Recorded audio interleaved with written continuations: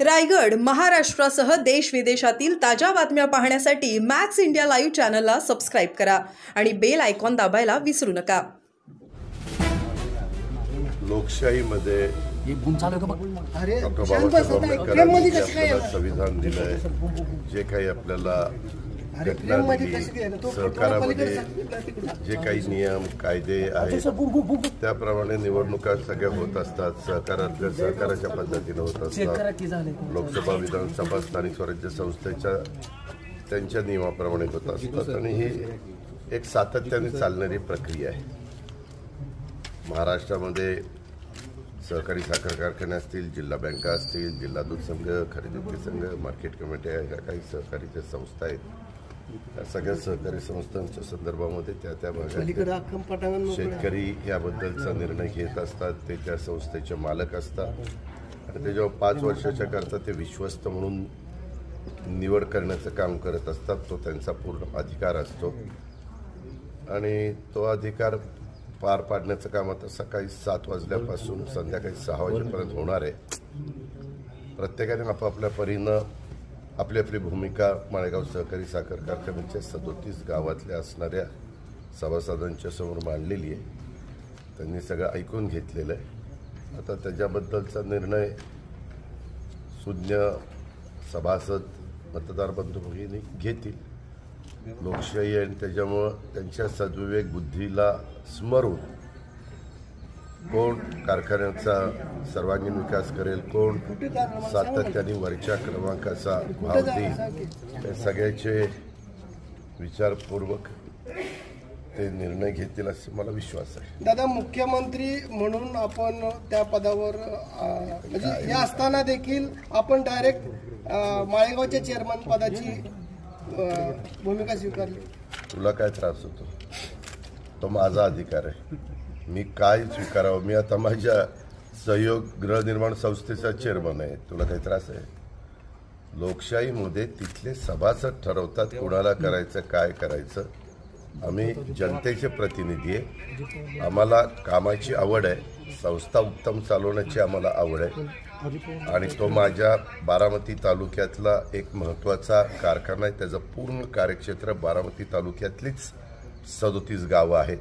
छत्रपतीला तर इंदापूर, बारामती 2 तालुक्याचं कार्यक्षेत्र आहे। सोमेश्वरला बारामती, पुरंदर, खंडाळा आणि एक पाडेगाव असं कार्यक्षेत्र आहे आणि मी इथलं 35 वर्ष प्रतिनिधित्व करतोय। त्याच्यामुळे जवळपास 1,00,000 -1.25 लाख लोकांशी आर्थिक संबंध येणारी ही साखर कारखानदारी ही संस्था आहे आणि त्याच्यामुळं मी त्याच्यात ह्या पदावर जाण्याच्या करता उमेदवारी अर्ज भरलेला आहे। छत्रपतीप्रमाणे दादा, जर माळेगावची निवडणूक म्हणजे हे करण्याचा आपण का प्रयत्न केला जातो? माझी तुम्हाला विनंती आहे की जे आता झालंय ते उकळून काय काढून उपयोग आहे? आता आज मतदान होत आहे, ब वर्गाचे प्रतिनिधी इथं मतदान करतायत, बाकीच्या 67 ठिकाणी इतर मान्यवर वेगवेगळ्या ठिकाणी मतदान करतायत।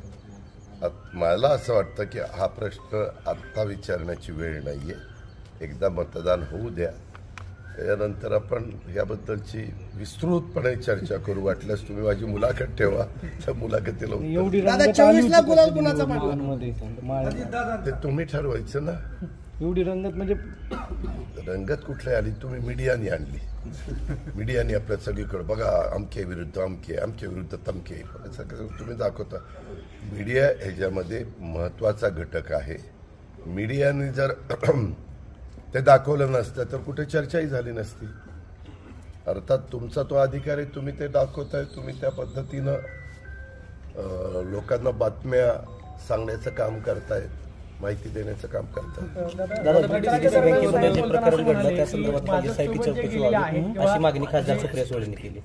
हे मला कुणी काय पावती केली त्याला उत्तर मी देत बसत नाही, तो त्यांचा प्रश्न। आता मी तुम्हाला उत्तरं दिली, तुम्ही दुसऱ्याला विचार, अजित पवार आता असं म्हणलं, तुमचं काय म्हणणं आहे? अरे तुमचं काय म्हणणं आहे? तसं माझं मत मी तुमच्या पुढं मांडलं की नाही?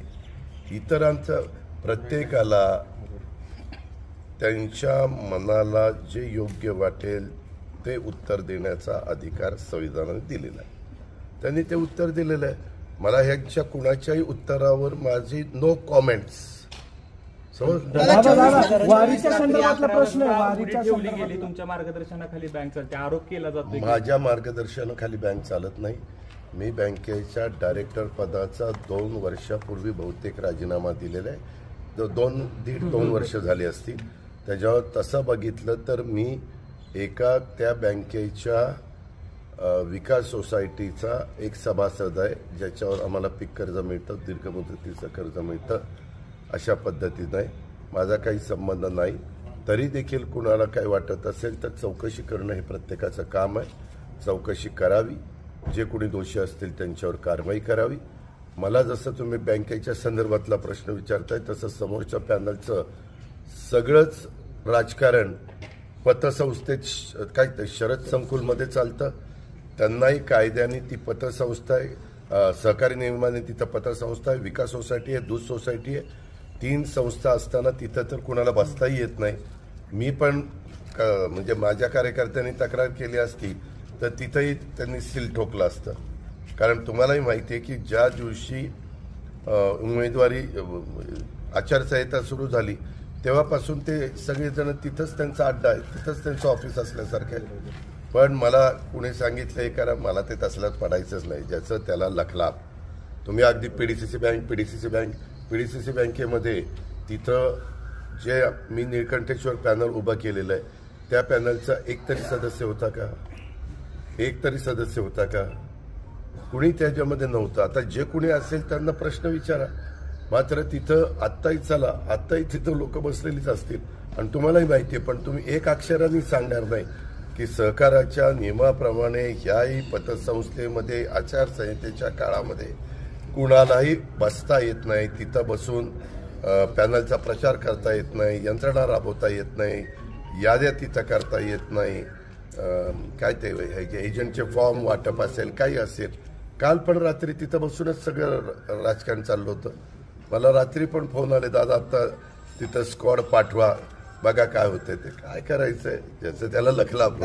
बसून पॅनलचा प्रचार करता येत नाही, यंत्रणा राबवता येत नाही, याद्या तिथं करता येत नाही, काय ते एजंटचे फॉर्म वाटप असेल, काही असेल. काल पण रात्री तिथं बसूनच सगळं राजकारण चाललं होतं.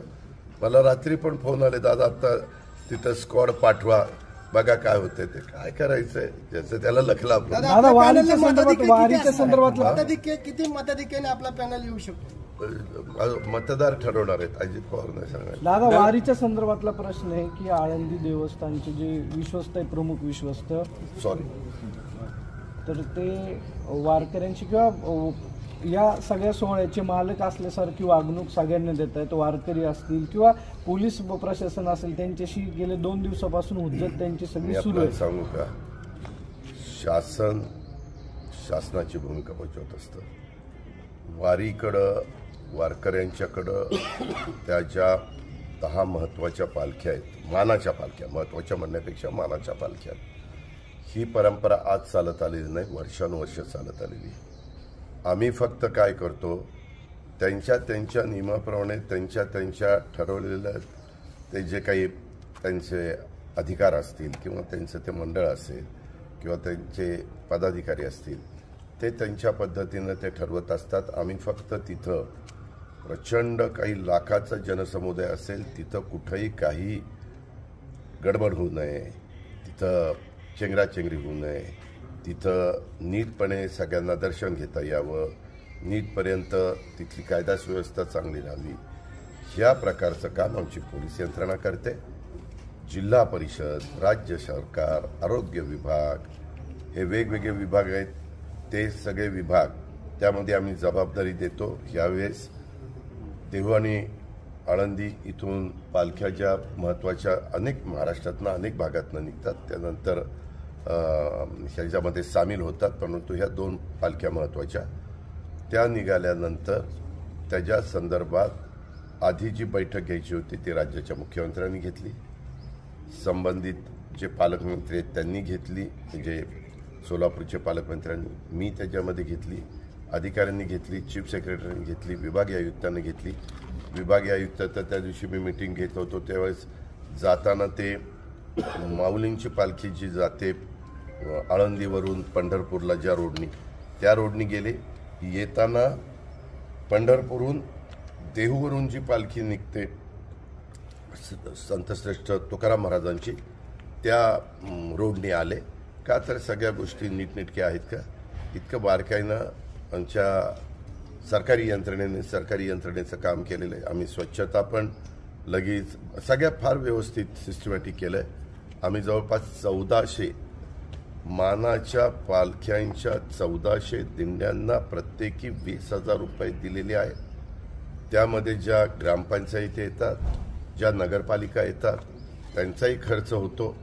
तो खर्च देखील त्यांना करण्याच्याकरता आपण शासनाकडनं अनुदान दिलेलं आहे.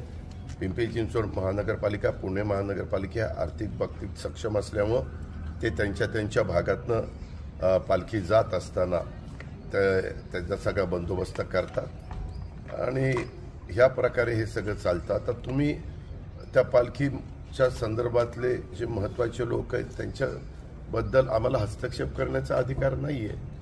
त्यांनी त्यांच्या काम करावं, आम्ही आमचं काम करतोय. दादा, बारामती ते काटेवाडी आपण गेल्या वेळेस पायी प्रवास केला होता, यंदा पालखीचं स्वागत कसं करणार? मी आत्ता आज रात्री 4 दिवस बारामतीमध्ये होतो. मतदान संपल्यानंतर 6 वाजता पेटर सील झाल्यानंतर मी मुंबईला किंवा कुठं मला जायचं आहे तिथं मी जाईल. मी सोमवार, मंगळवार, बुधवार मुंबईमध्ये आहे. मी अजून ते पुढच्या काही गोष्टी, कारण काय झालं 30 तारखेला अधिवेशन सुरू होतं आहे पावसाळी 30 जूनला. त्याच्यामुळं पुरवणी मागण्या, इतर गोष्टी या सगळ्याच्या बद्दलच्या बैठका उद्यापासून माझ्या त्या बाबतीमध्ये सुरू होती आणि ते सगळी जी काही वित्त विभाग म्हणून, नियोजन विभाग म्हणून आम्हाला आमची जबाबदारी पार पाडावी लागते विभागाला, ती पार पाडण्याच्याबद्दल मुख्यमंत्री, उपमुख्यमंत्री ह्या मान्यवरांशी चर्चा करून आम्ही त्या कामात आता स्वतःला झोपून देणार. दादा, राजकीय प्रश्न आहे. 2 दिवसांपूर्वी दोन्ही शिवसेनेचा वर्धापन दिन झाला. उद्धव ठाकरे आणि राज ठाकरे एकत्र येऊ नये, त्यासाठी उद्धव ठाकरे असं म्हणले की भाजपचे जे नोकर आहेत, जे मालकाचं काम करतात, त्यांना असं वाटतं की 2 मराठी माणसं एकत्र येऊ नये. No comments. आदिती तटकरे आणि जमिनीच्या संदर्भातही आरोप शिवसेनेकडून आता केले जात आहेत. कुणावरही आरोप केले तरी त्या आरोपाचे पुरावे द्यावे लागतात. त्या आरोपाच्या संदर्भामध्ये पुरावे दिल्यानंतर त्यात तथ्य असेल तर चौकशी होते. चौकशीमध्ये वस्तुस्थिती उघड होते. असे राजकीय जीवनामध्ये काम करत असताना अनेकांच्यावर आजपर्यंत आरोप झालेले आहेत आणि त्याच्याबद्दलच्या चौकशा होऊन जे काही वस्तुस्थिती आहे ते लोकांच्या समोर आलेली आहे. बऱ्याचदा स्थानिक काही वाद असतात, स्थानिक मतभेद असतात, त्याच्यातनं कुणाला तरी टार्गेट करण्याचा प्रयत्न देखील केला जातो. माझं स्वतःचं मत आहे, आज आदिती महिला बाल विकासचं अतिशय चांगलं काम करते आणि तिला याच्यामध्ये मुद्दाम टार्गेट करण्याचा प्रयत्न संबंधितांचा असू शकतो. 3 आमदार एका महिलेसाठी एकत्र येत आहेत. काही पूजा जे आहेत त्या संदर्भामध्ये आम्ही तो महायुतीतले आम्ही 3 घटक आहोत. आम्ही त्याच्याबद्दल बसून चर्चा करून निर्णय घेऊ ना. आपण काळजी करू नका. अशी भाषा वापरली की भरत गोगालेंकडे जे बोर्ड दाखवले, चला तुम्ही काय करा. आगोरी पूजेचं मला जे काही बोलावचं वाटत